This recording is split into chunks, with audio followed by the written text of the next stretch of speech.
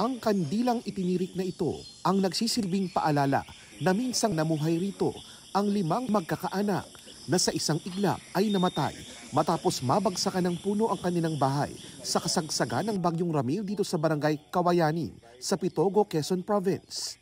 Ang tanging nakaligtas sa pamilya, ang 17 anyos na binatilyong si Richard, hindi niya tunay na pangalan. Kwento ni Richard na puruhan nang madaganan ng puno ang kanyang lolo, ina, amain at 2 kapatid na edad 11 taong gulang at 5 buwang gulang na sanggol. Bago raw mag-alas 6 ng umaga nitong linggo, biglang lumakas ang hangin at ulan. May 2 pong bugsong malakas na hangin.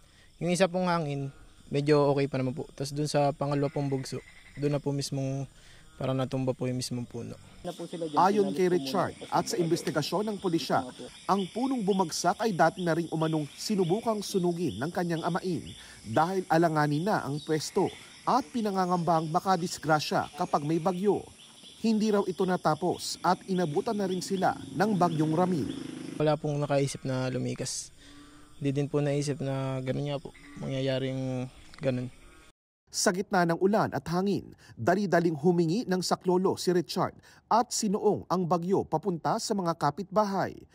Nang dumating ang mga rescuer, wala na ang pamilya ni Richard.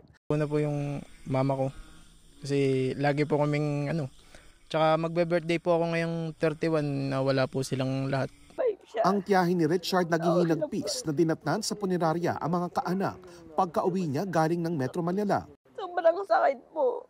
Lalo na po magbe-birthday po yung papa ko. Magbe-birthday po yung papa ko, tas yung 2 ko pong pamangkin.